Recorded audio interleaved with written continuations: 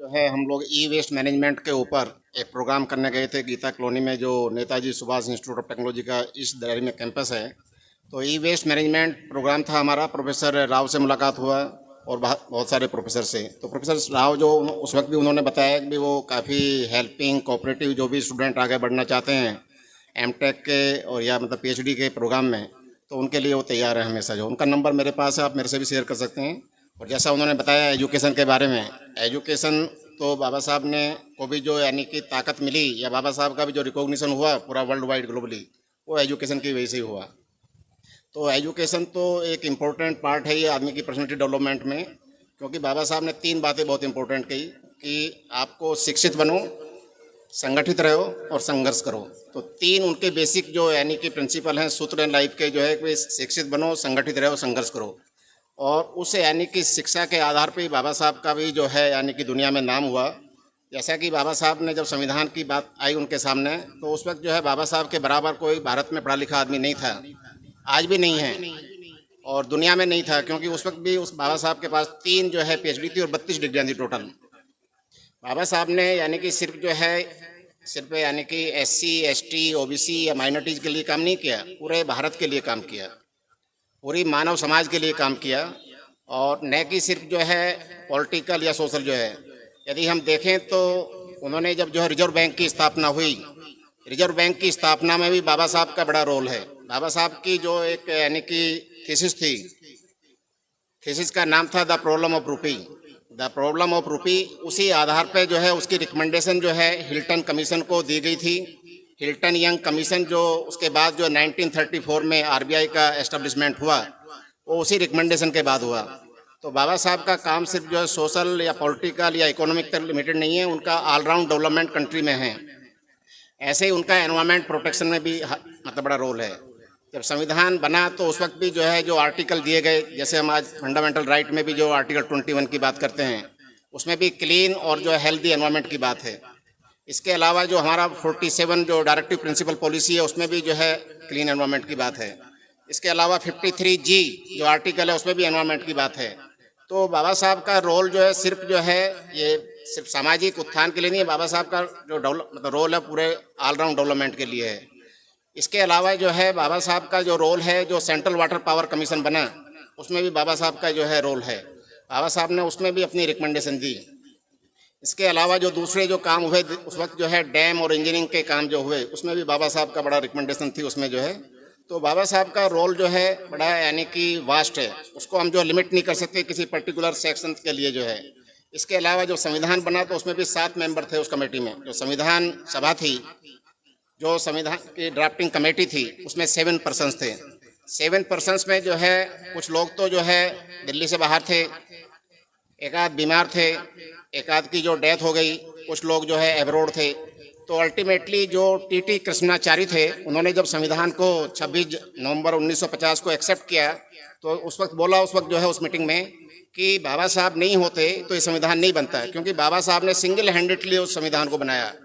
कुछ लोग आजकल जो है कुछ एक जो है यानी कि चालाकी से एक जो है काम करते हैं कि बाबा साहब ने नहीं बनाया संविधान, बी एन राव ने बनाया। जबकि बी एन राव तो ड्राफ्टिंग कमेटी के मेंबर भी नहीं थे।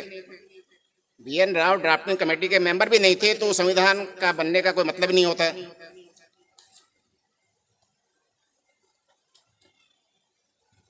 इसके अलावा जब जो है बाबा साहब जो है यानी कोलंबिया यूनिवर्सिटी गए, तो आज भी बाबा साहब की जो है कोलंबिया यूनिवर्सिटी में लाइब्रेरी में जब बेसमेंट में जो बाबा साहब का जो है यानी फोटो लगा हुआ है। ऐसे बहुत कम जो है विद्वान है दुनिया में जो है लंदन इसमें कोलंबिया यूनिवर्सिटी में जिनके जो फोटो लगे हुए हैं। ऐसे ही लंदन स्कूल ऑफ इकोनॉमिक्स में भी जो है फ्रंट गेट पे ही बाबा साहब का जो है अपना फोटो लगा हुआ है। तो ये मतलब जो एजुकेशन की वजह से उनका रिकॉग्निशन हुआ, और एजुकेशन ही हमारे लिए सबके लिए ज़रूरी है। बाबा साहब को यानी एजुकेशन से और बुक्स से इतना लगाव था कि 1938 में जो हमारा इनसाइड एशिया इन्होंने लिखा है, उनका नाम है जॉन गुंथर। जॉन गुंथर ने एक इनसाइड एशिया नाम की एक बुक लिखी है। उस बुक में जो है यानी कि जब वो लिख रहे थे, तो फिर बाबा साहब से मिलने गए 1938 में। 1938 में बाबा साहब के पास जो है उस वक्त भी 1938 में 8000 किताबें थी। बाबा साहब के पास उस वक्त 1938 में उनकी लाइब्रेरी में 8000 किताबें थी। तो ये इंडिकेट करता है, ये दर्शाता है कि बाबा साहब का जो है एजुकेशन के प्रति, किताबों के प्रति कितना कमिटमेंट था। और जब जो है उनका जो है लास्ट में जो है यानी 1956 में जाके 14 अक्टूबर 6 दिसंबर 1956 को जब बाबा साहब का जो है परिनिर्वाण हुआ, तो उस वक्त उनके पास जो है उनकी लाइब्रेरी में 35,000 किताबें थी। 35,000 जो है हमारे पास राव साहब बैठे हैं इंस्टीट्यूशन से, एकेडमिक से, किसी इंस्टीट्यूट की लाइब्रेरी में नहीं है वो 35,000 बुक्स। किसी इंस्टीट्यूट की जो सेंट्रल यानी इंस्टीट्यूट है उनमें भी नहीं है। तो बाबा साहब के पास उस वक्त भी 35,000 बुक्स थी 1956 में। जो बाबा साहब के वॉल्यूम है 21 वॉल्यूम जो राइटिंग एंड स्पीचेज जो है, उसमें बाबा साहब का पूरा जो है यानी कि लाइफ स्ट्रगल और बाबा साहब का कंट्रीब्यूशन सब उसमें दिया हुआ है। तो ये हमको भी जो है बाबा साहब से सीखना चाहिए कि एजुकेशन कितना इम्पोर्टेंट है।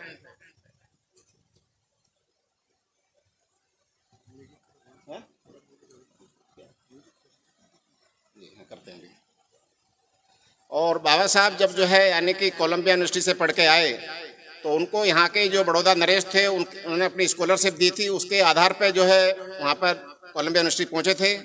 और कोलंबिया यूनिवर्सिटी से पढ़ने के बाद आए तो उनको जो है यानी कि ये एग्रीमेंट था जिसको लोग कहते हैं कि भाई जो है एक कॉन्ट्रैक्ट था, तो उस कॉन्ट्रैक्ट के आधार पर उनको बड़ौदा नरेश के यहाँ नौकरी करनी थी।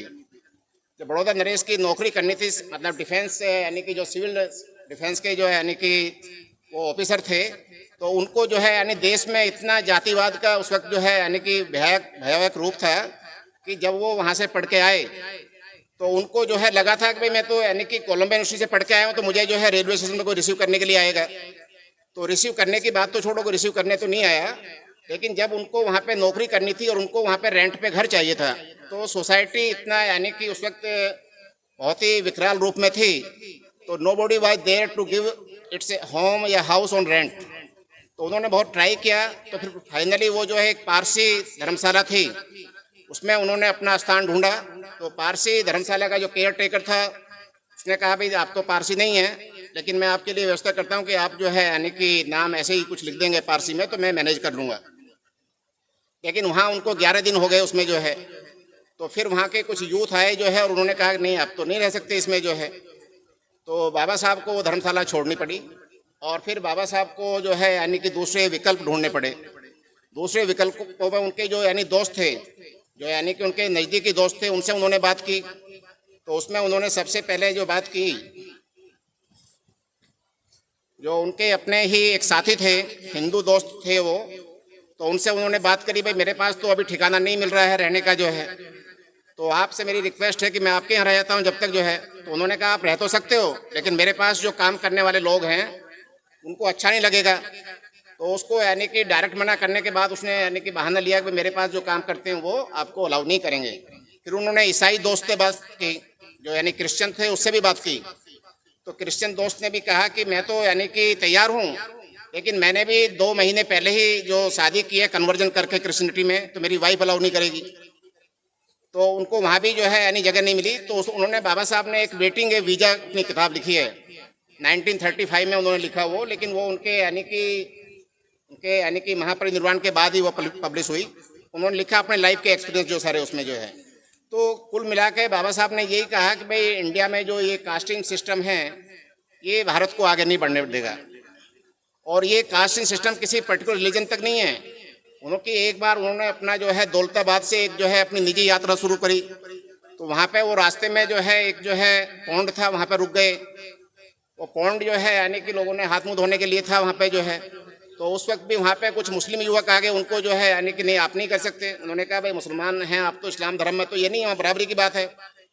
उन्होंने कहा कि ये बातें छोड़ो आप जो है, ये बातें नहीं चलेंगी यहाँ पे जो है, यहाँ पे जो सिस्टम है वही चलेगा। तो उन्होंने वेटिंग ए वीज़ा में अपना सारा कुछ लिखा है कि जो यानी कि अनटचेबल इंडिया में हिंदुओं के लिए है, वो अनटचेबल जो है ईसाइयों के लिए भी है, वो मुसलमानों के लिए भी है। तो उन्होंने जो वेटिंग ए वीज़ा लिखी उसमें सारे लाइफ के एक्सपीरियंस लिखे हैं। 1935 में लिखा उन्होंने, लेकिन वो बाद में छपी जो है। ऐसे ही उन्होंने जो है दूसरा भी जो है काम किया।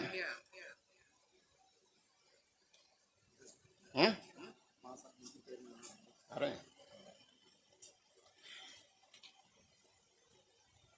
ऐसे ही बाबा साहब को जो बोधिसत्व बोला जाता है उसके पीछे भी बहुत बड़ा लॉजिक है। बोधिसत्व जो है वर्ड आया है तथागत से, यानी गौतम बुद्ध से। तथागत बुद्ध मानते थे, हालांकि ये मेरा ज़्यादा सब्जेक्ट नहीं है, मैं बाद में जो है जो हमारे डीआईजी साहब हैं उनका इस पे बड़ा यानी कि कमांड है तो वो बताएंगे। तथागत बुद्ध मानते थे कि जीवित व्यक्ति को भी मोक्ष मिल सकता है, जीवित व्यक्ति को भी मोक्ष मिल सकता है। वो कैसे मिल सकता है? क्योंकि बुद्ध को ज्ञान प्राप्ति के बाद भी लगा कि इस ज्ञान से मुझे सिर्फ अपने अकेले का कल्याण नहीं करना चाहिए, बल्कि प्रत्येक प्राणी मात्र के कल्याण के लिए ज्ञान का रास्ता बताया। इस दुनिया में बहुत परेशान लोग भी हैं, दुखी भी हैं। इस अवस्था में उन्होंने अपने मोक्ष को स्थगित कर दिया, यानी अपने जो साल्वेशन का उसको उन्होंने पोस्टपोन किया और कहा कि मैं सबकी मुक्ति के लिए काम करूंगा। इस प्रकार बुद्ध धर्म में बोधिसत्व का कंसेप्ट आया, जो भगवान बुद्ध अपनी मुक्ति के लिए एहर एक वर्ड है जो पाली भाषा का वर्ड है, उसका इंग्लिश में वर्ड होता है एलिजिबल। एहर होकर भी उन्होंने सिर्फ अपना ही भला नहीं किया, उन्होंने पूरी दुनिया के लिए, पूरे मानव समाज के लिए, मानव कल्याण के लिए काम किया। होकर भी अपनी मुक्ति को भूलकर प्राणी मात्र की मुक्ति के लिए काम किया। इस प्रकार भारत में कोई सच्चा बोधिसत्व हुआ है तो वह सिर्फ डॉक्टर अम्बेडकर हैं। बाबा साहब भी चाहते तो अपने यानी कि जो उनका एजुकेशन लेवल था, जो उनका ग्लोबल स्टैंडर्ड था, वो कहीं भी जाके जो अपने आप को एस्टेब्लिश कर सकते थे, लेकिन उन्होंने वो रास्ता नहीं चुना। उन्होंने रास्ता चुना जो इस देश में करोड़ों की संख्या में जिनको मानवीय जीवन नहीं था, उनको मानवीय जीवन दिलाने के लिए उन्होंने काम किया। तो हमारी भी ये जिम्मेदारी बनती है, विशेषकर जो पढ़े लिखे लोग हैं, चाहे वो किसी भी समाज के लोग हैं, उनको भी जो है अपने पीछे मुड़ के देखना चाहिए, पीछे मुड़ के देखना चाहिए। क्योंकि अभी भी हमारे भी समाज में भी, हमारी रिश्तेदारी में भी बहुत सारे लोग ऐसे हैं जो आपके लेवल पर नहीं आए हैं।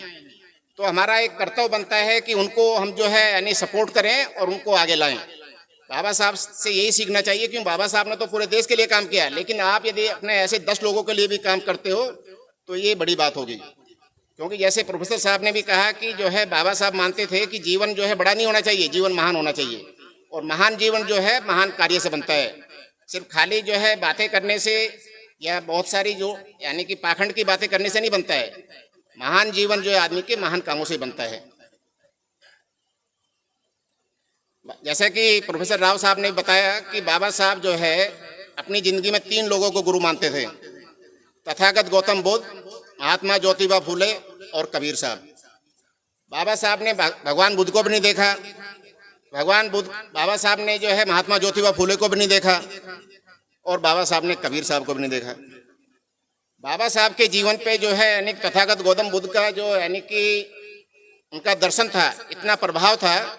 वो किताब उनको जो है तथागत गौतम बुद्ध को की जो किताब थी, जब उन्होंने मैट्रिकुलेशन किया, 10th किया, तो उनके टीचर थे श्री कृष्णा केडलुस्कर, उन्होंने वो किताब उनको प्रेजेंट की, और वो प्रेजेंट किया उस किताब का उनके जीवन में इतना असर हुआ कि जब बाबा साहब जो है यानी कि 35 में जब ये गोलमेज सम्मेलन चल रहे थे, राउंड टेबल कॉन्फ्रेंस जो है 31 से लेकर 32 तक, बल्कि उनका तो यानी कि 27-28 से ही उनके मन में ये बातें आ गई थी कि भाई जो है जो रिलीजन है, यहाँ मेरे को ये पूरा यानी कि या पूरे समाज को जो है यानी कि जो देश की 25% आबादी है, जो पूरे यूरोप की आबादी है, उसके बराबर जो है भारत में की जो आबादी थी, उसके पास मानवीय जीवन के हक नहीं थे। तो बाबा साहब को लगा कि ये तो बहुत यानी गलत रास्ते पे चल रहा है।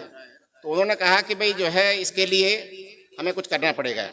तब बाबा साहब ने 13 अक्टूबर 1935 को ये घोषणा की, बड़े दुखी मन से, कि मैं इस धर्म में पैदा जरूर हुआ, लेकिन मैं ये वादा करता हूँ कि मैं इस धर्म में मरूंगा नहीं। तब उन्होंने 13 अक्टूबर 1935 से लेकर 14 अक्टूबर 1956, यानी कि जो बीच में 21 साल का वर्ष था, बहुत बड़ा समय दिया लोगों को सुधरने का, लेकिन सुधार नहीं हुआ।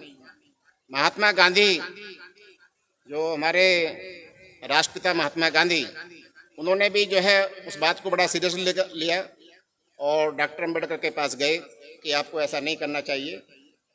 तो डॉक्टर अम्बेडकर ने कहा ठीक है भाई, हम जो है इसको बात को आपको टाइम देते हैं कि आप जो सुधरो इसमें जो है। तो 21 साल लगे 35 से लेके 56 तक, लेकिन कोई इम्प्रूवमेंट नहीं हुआ। तो फिर जो है बड़े दुखी मन से, और फिर उन्होंने जो है अपने 5 लाख लोगों के साथ बौद्ध धर्म ग्रहण किया 14 अक्टूबर 1956 को। 14 अक्टूबर 1956 को बौद्ध धर्म ग्रहण किया, लेकिन उनके पास समय ज़्यादा नहीं था, क्योंकि संविधान बनाते बनाते उनका इतना जो है यानी कि शरीर जो है अंदर से कमज़ोर हो गया था। दिन रात को भी दिन को भी अकेले ही काम करते थे। आज की तरह वहाँ इतना यानी कि सपोर्टिंग स्टाफ नहीं होता था, भाई जो है यानी कि टाइप करने वाला अलग है, कंप्यूटर मैन अलग है, सर चीज़ नहीं थी। उन दिनों सब कुछ जो है खुद ही करना पड़ता था, लिखना भी पढ़ना भी जो है। तो उनको जो है वो बहुत ही एक्यूट डायबिटिक हो गए थे, उनके पास जो है कोई जो है सपोर्ट सिस्टम नहीं था, तो उस वक्त बहुत बीमार हो गए थे। तो समय ज़्यादा नहीं था। 14 अक्टूबर के बाद जो है 6 दिसंबर 1956 को, यानी कि कुल मिला के सिर्फ 2 ही महीने बीच में थे, उनका जो है परिनिर्वाण हो गया। तो बाबा साहब ने जो यानी कि ये सारा काम किया इतनी तंगी के बाद भी, इससे हमको सबक सीखना चाहिए, क्योंकि ये बहुत इंपॉर्टेंट बात है कि हम लोग जो है सिर्फ बाबा साहब को किसी पर्टिकुलर एक सेक्शन तक लिमिट कर देते हैं।